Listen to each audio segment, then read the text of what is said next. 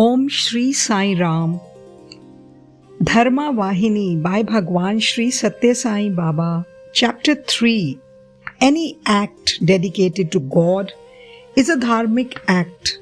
In this world, one cannot attain shanti or peace so long as the fundamental ignorance persists.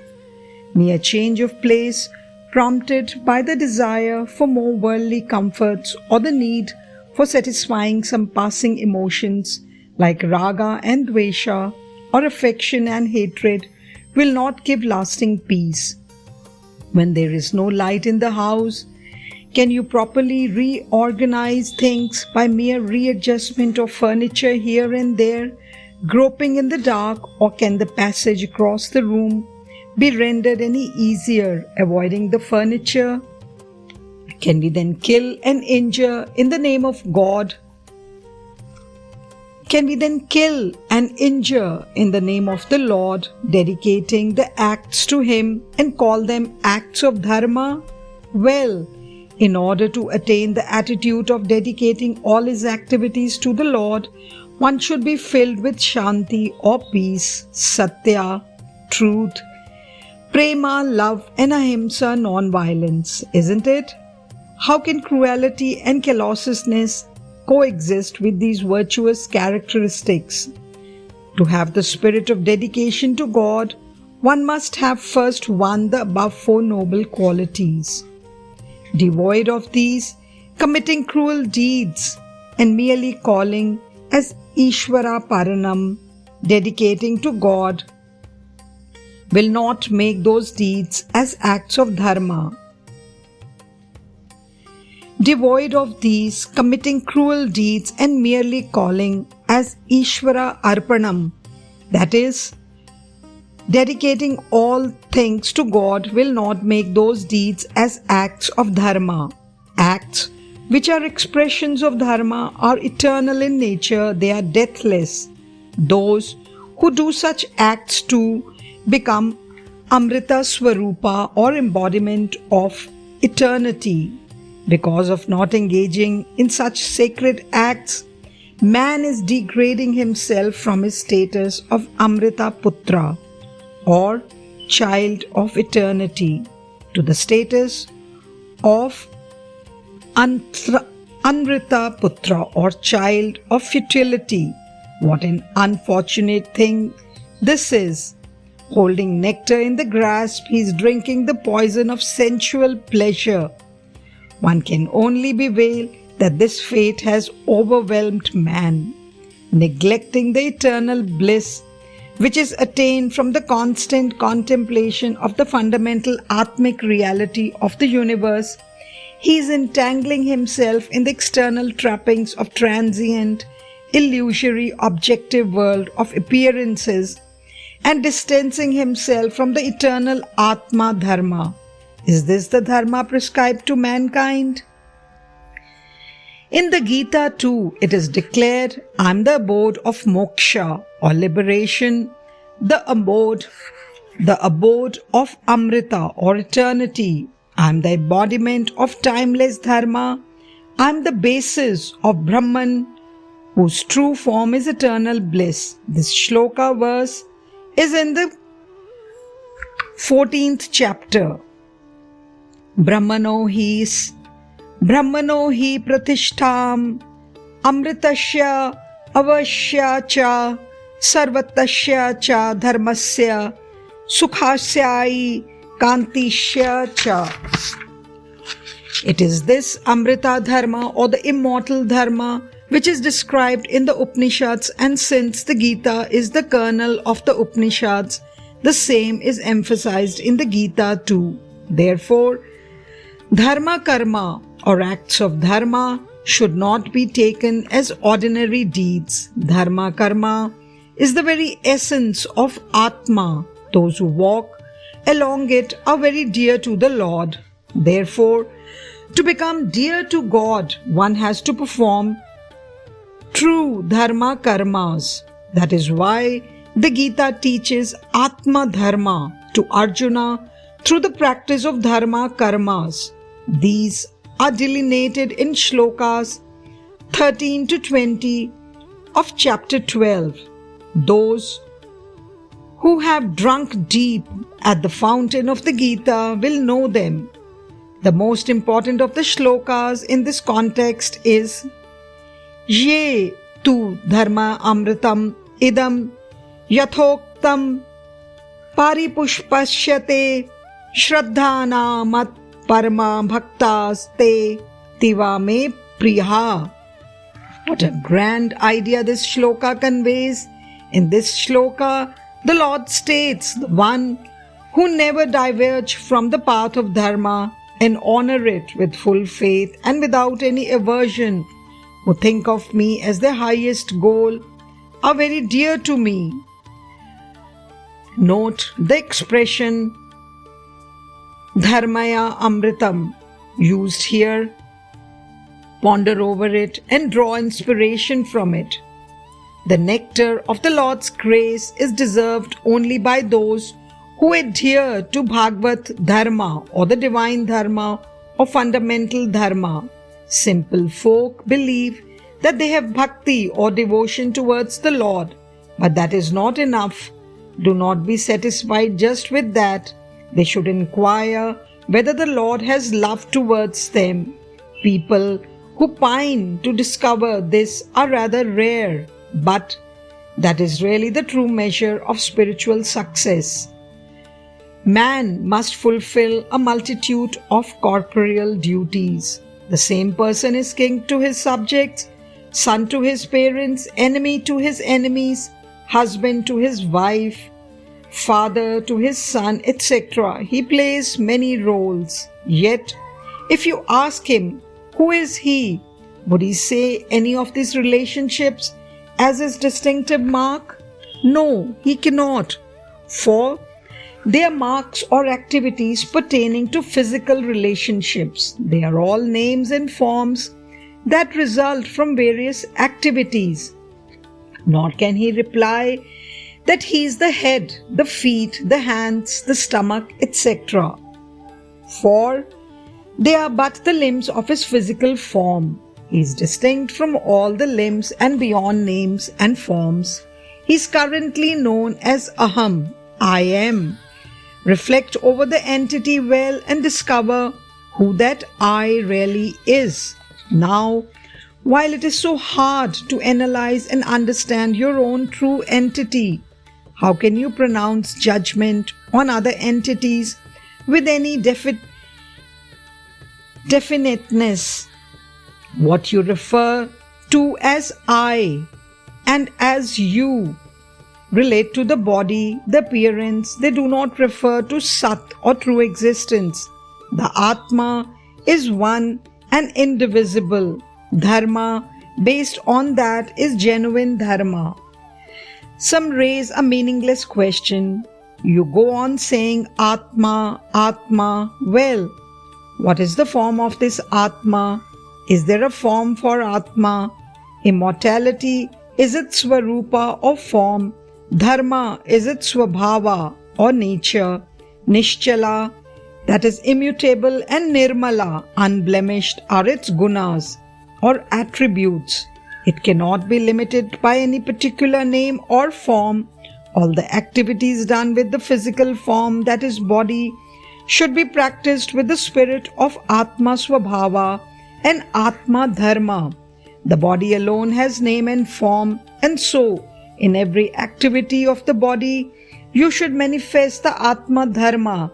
That is why it is said, Puma Mistri Gauryavaji Kunjaro Vihasarktaru Deheshu Loka Sanjayaham Vigyenaha Karma Sehetusu Pumanu Devo Na Naro Na Pashura Na Cha Padapaha Sharira Kriti Bidhastu Bhupati Te Karmayonaha. One can notice from the above verse, Atma is neither male nor female, nor cattle nor sheep, nor horse nor elephant, nor bird nor tree. It is beyond such categorization of names and forms. These distinctions and differences arise on the basis of the activity and thus applicable only for the body. The Atma is beyond any modifications and remains as one indivisible. Only one thing can be posited about it. That is, it is meaning, it is Sat or absolute existence, which means Paramartha or the supreme truth, and the rest all are entities of Asat or falsity and Mithya, non-independent existence. These Asat and Mithya alone are denotable because of the name and form, where Atma is not a denotable entity as it is beyond name and form. Suppose you are resting on a chair and few people are serving you. All these are Mithya entities. For example, take a palanquin. Before being transformed into that article, it was a tree, which was changed into a timber and planks and finally into a palanquin. With every change in form, the name too changed. Sitting in a palanquin, no one would say he is on a piece of timber or on a tree, is it not? Objects undergo change. They are not eternal. They are not Sat or real. These objects can be distinguished by means of name and form. They can even be described by means of their characteristics, for they are mere modifications and temporary. Let's analyze deeply and see what exactly is a chair. It is a particular modification of wood, isn't it? Remove the wood, the chair also disappears. When you think of the wood, which is the substance, the appearance of the chair will vanish. So too, dharma. Dharma based on varna or caste or class. Dharma for a grihastha or the householder. Dharma for a vanaprastha or the seeker who withdraws from worldly engagements and retires to a forest.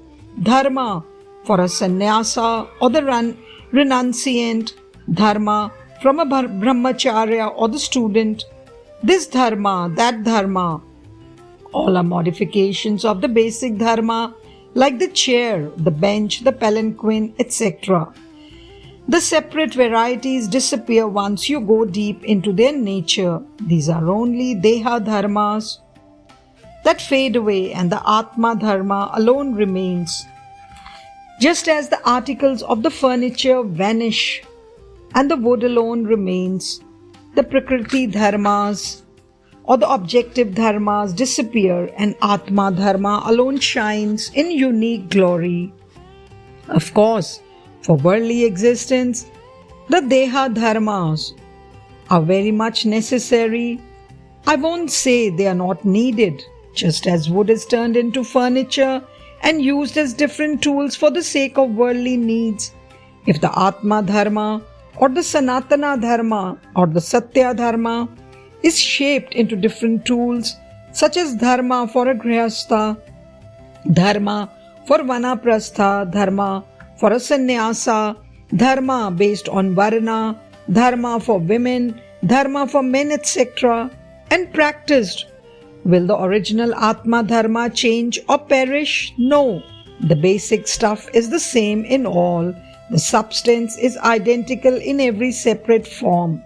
Some raise a doubt saying, just as a tree is used up by trimming, cutting into pieces and made into different articles, the tree of Atma Dharma too is used up by cutting it and transforming it into different useful tools of corporeal dharmas.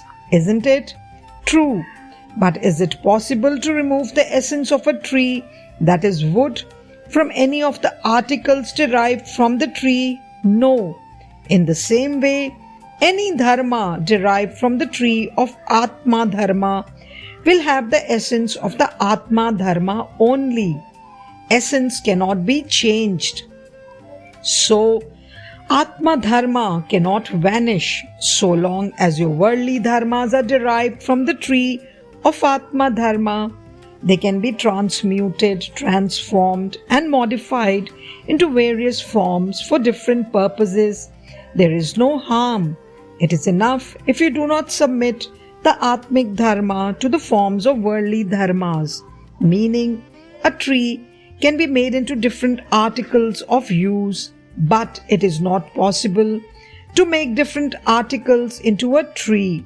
So too, embed and apply the Atma Dharma in the worldly dharmas, but do not demonstrate worldly dharmas as Atma Dharma, that is adharma. It implies the concealment of true dharmas, that is Atma Dharma also. It is nothing but betrayal of dharma.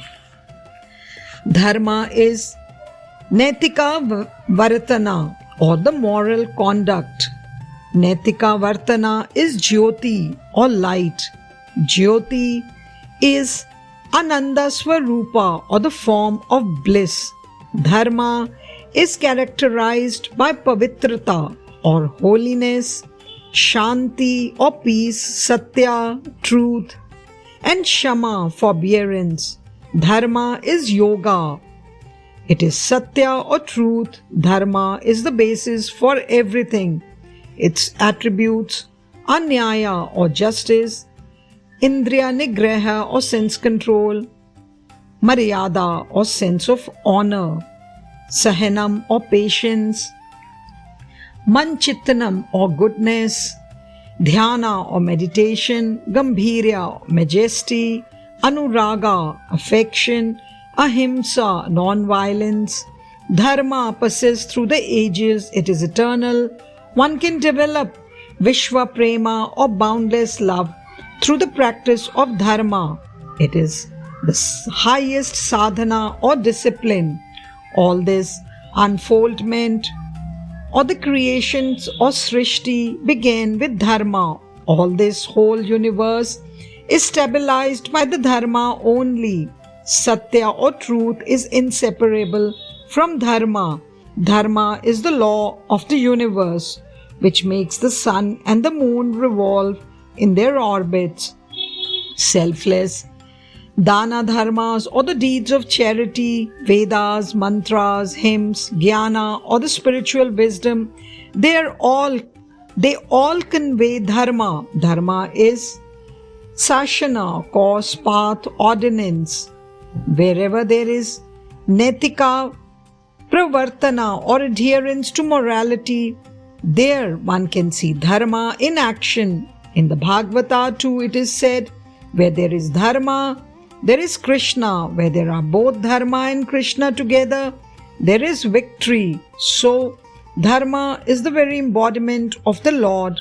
Since the universe itself is the body of the Lord, then it implies that the universe is nothing but the embodiment of dharma. No one can deny it now or ever. Jai Sai Ram. सा ईश्वराय विद्महे सत्यदेवाय धीमहि तन्नः सर्वप्रचोदयात्। ॐ सा ईश्वराय विद्महे सत्यदेवाय धीमहि तन्नः सर्वप्रचोदयात्। ॐ सा ईश्वराय विद्महे सत्यदेवाय धीमहि तन्नः सर्वप्रचोदयात्। ॐ